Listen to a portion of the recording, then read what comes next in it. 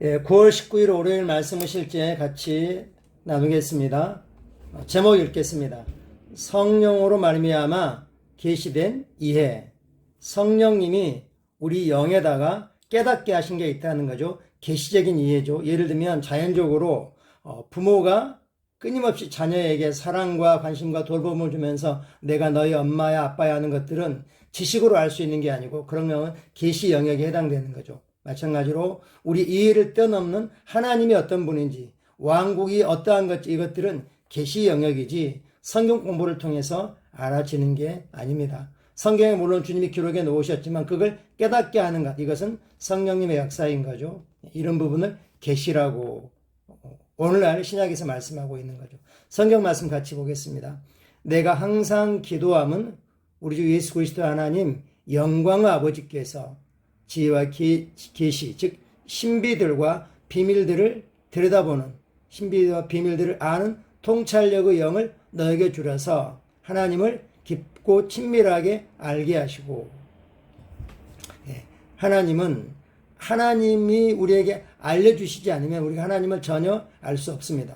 근데 오늘 지금 읽은 이 말씀에서 하나님을 누구로 알려주십니까? 우리 하나님은 우리 주 예수 그리스도의 하나님입니다.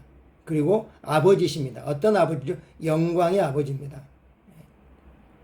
또 우리는 하나님을 우리의 하나님, 우리 아버지로 부릅니다. 즉 우리는 예수님 안에서 예수님과 같은 하나님의 아들들이 되었고, 또 영광이 하나님의 자녀인 거죠. 영광의 아버지죠. 예수의 하나님인 것처럼 우리를 영광이 되게 하셨다는 것을 또한 계시로 받을 수 있습니다. 마태복음 16장에서 예수님은 제자들에게 그분의 정체성을 정의할 두 가지 중요한 질문을 하셨습니다. 먼저 예수님은 그들에게 사람들이 인자를 누구로 하느냐, 사람들이 예수님이 뭐라 하느냐, 사람들이 어떠하냐가 중요한가 아니라 더 중요한 건 너희는 어떠하냐라고 그 다음 물으셨죠. 제자들의 대답을 들으신 후에 예수님이 두 번째 질문을 하셨습니다. 너희는 나를 누구로 하느냐. 이게 더 중요한 거죠. 사람들은 선지자입니다. 등등 여러 가지로 이야기합니다. 그렇지만 너희는 나를 누구로 아느냐. 사람들의 말만 들을 때는 제자들도 그렇게 생각했습니다. 예수님의 질문을 듣고 나서 시몬 베드로가 대답했습니다.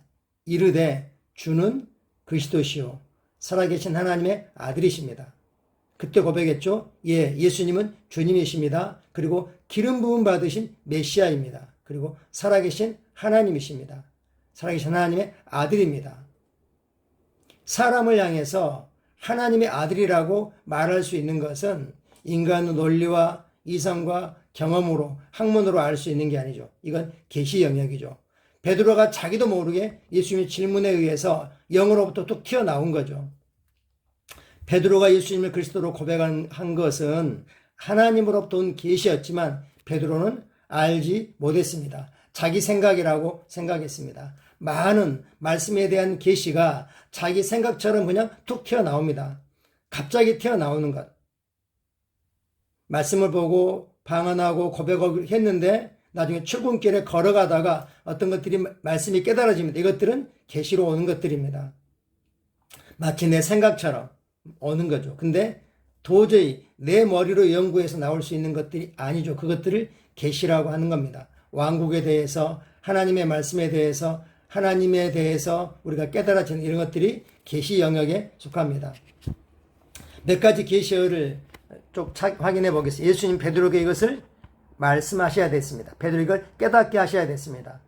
바요나, 요나의 아들 시몬아, 내가 복이 있도다. 이를 내게 알게 한 것은, 이걸 계시한 것은 혈육이 아니요 너의 머리나 이게 아니고 하늘에 계신 내 아버지이니라. 하나님의 계시로 너가 나를 주님으로 그리스도요 살아계신 하나님의 아들로 깨닫게 된 거야 라고 알려주신 거죠.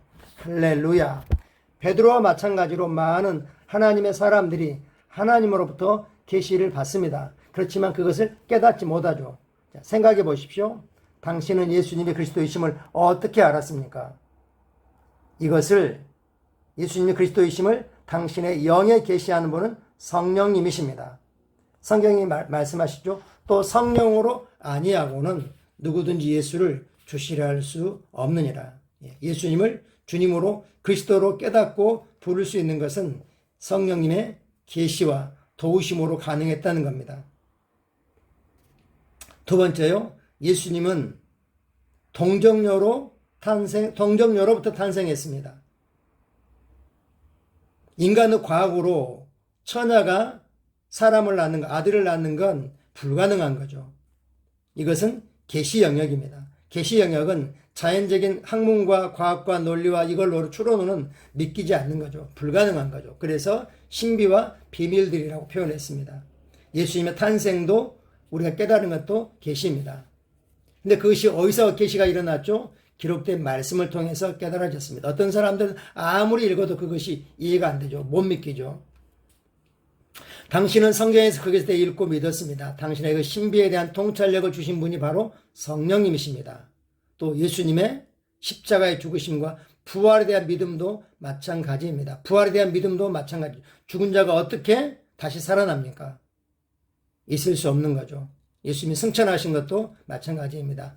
그 일이 일어났을 때 우리는 그 현장에 있지 않았습니다. 그렇지만 우리는 믿습니다. 왜냐하면 성령님의 계시로 깨닫게 되었기 때문입니다. 또한 당신은 예수 그리스도가 하나님의 아들이신 것을 믿는 것도 계시고요. 우리 죄를 위해 돌아가셨고 죄가 그걸로 용서되었다. 예수를 믿음으로 주님으로 고백함으로 제가 용서되었다라고 이걸 믿는 것도 계시이죠. 또 하나님이 예수를 죽은 자 가운데서 살리셨고 그리고 예수님이 오늘날 지금도 우리 안에 말씀과 성령으로 살아계신다는 것을 믿는 것도 역시 계시 영역입니다.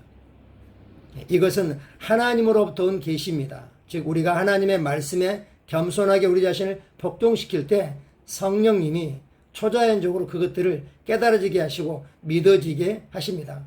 그리고 계시가 일어나면 아무리 의심하고 싶어도 의심할 수 없는 거죠. 당신의 두뇌는 이러한 진리를 알아낼 수 없습니다. 과학, 즉 학문은 결코 당신에게 이런 계시를 줄 수 없습니다. 그래서 신학교에서 가르치는 신학자들 중에 믿지 않는 자들이 의외로 많다는 거죠. 그들은 성경을, 신학을 하나님에 대해서 학문으로 추구하는 것이지 신앙의 대상으로, 믿음의 대상으로 추구하지 않기 때문이죠. 진리를 계시해 주시는 것이 우리 안에 계신 성령님의 사역의 일부입니다. 그 사역을 적극적으로 활용하십시오. 그러므로 당신의 삶에 걸쳐, 전 인생에 걸쳐 성령님을 신뢰하십시오. 뭘요? 성령님의 말씀을 깨닫게 하시고 말씀을 계시해 주시고 신비와 비밀과 하나님과 하나님 왕국의 깊은 것들을 깨닫게 해 주실 것을 신뢰하십시오. 성령님을 더 깊고 친밀하게 알고 그분은 말씀대로 생활하는 것에 열정을 쏟으십시오. 즉 성령님께 양보하고 내어드리고 성령님께 파트너십을 이루어 동역하는데 열정을 쏟아 부으십시오. 그러한 교제를 통해 성령님은 계속해서 그분 자신과 즉 삼위일체신 하나님과 왕국의 더 큰 신비들을 비밀들을 드러내실 것입니다. 할렐루야. 우리가 성령님을 신뢰하고 성령님께 우리가 말씀을 볼 때마다 어제까지는 깨닫지 못했는데 갑자기 깨달을 수 있죠. 어제 저희가 JMA 공부하시는 목사님들과 코칭 모임을 같이 했었는데 한 목사님이 하나님은 사랑이시고 우리도 사랑이다라는 것이 머리로는 이해되는데 깨달아지지 않았는데 그래서 캐년 목사님 어떤 책 읽을 때마다 어려워서 이해가 안 됐었는데 어느 날 갑자기 거의 깨달아져서 맞아 내가 사랑이지. 그래서 나는 사랑할 수 있는 능력과 본성을 가지고 있지. 그래서 자기 아내에 대해서 좀 못마땅하고 뭐 그런 게 있었는데 그들이 다 눈녹둑 넣어가지고 아내에 대한 사랑이 감정적으로가 아니라 여기서부터 나온 걸 이렇게 간증한 걸 들었습니다. 그런 게 계시인 거죠. 성경에서도 늘 기록하고 있고 우리가 도움이 되는 책에서도 그런 걸 먼저 깨닫고 알려주신 게 있지만 머리로는 이해되는데 실제는 안 받아들였던 것이 어느 날 갑자기 열리게 되는 이런 것들이 계시인 거죠. 우리는 성령님을 신뢰할 수 있습니다. 아멘. 참고 성경입니다. 골로새 1장 9절입니다. 이로써 우리도 듣던 날부터 너희를 위하여 기도하기를 그치지 아니하고 간구하노니 너희로 하여금 모든 신령한 지혜 즉 영적인 지혜와 총명 깨달음에 하나님의 뜻을 아는 것으로 채우게 하시고 성령께서 이렇게 도우십니다. 에베소 1장 우리가 보통 계시영이라 계시기도라고 부르는 거죠. 이로 말미암아 우리 주 예수 안에서 너의 믿음과 모든 성도를 향한 사랑을 나도 듣고 내가 기도할 때 기억하며 너희로 말미암아 감사하기를 그치지 아니하고 우리 주 예수 그리스도의 하나님 영광의 아버지께서 지혜와 계시형을 너에게 주셔서 하나님을 알게 하시고 너의 마음의 눈을 밝히사 그의 부르심의 소망이 무엇이며 성도 안에서 그 영광의 기업의 영광이 풍성함이 무엇이며 또 우리 안에서 능력으로 역사하시는 그 능력이 얼마나 큰지를 너희로 알기를 깨닫기를 기도한다라고 말씀하고 있습니다. 그래서 지혜와 계시형이신 성령님이 가장 먼저 하시는 것은 우리 영에다가 하나님을 알게 하시는 분입니다. 하나님을 우리 아버지로 알게 하시고 하나님이 삼위로 일체이신 한 분이신 걸 알게 하시고 하나님이 그리스도 안에서 우리와 연합하신 것 이런 것들을 알게 하십니다. 우리는 계시하시는 성령님을 온전히 신뢰하고 또 성령님의 그 도우심을 받을 수 있습니다. 같이 고백하겠습니다. 나는 성령님과 말씀을 통해 계시에 대한 통찰력을 가졌습니다. 나는 영적으로 예리합니다. 내가 지속적으로 말씀을 먹으며 성장할 때 나는 완전한 분별력과 또 성령님에 대한 하나님에 대한 정확한 지식으로 가득 찬 제 영으로 기능합니다. 아멘. 아멘.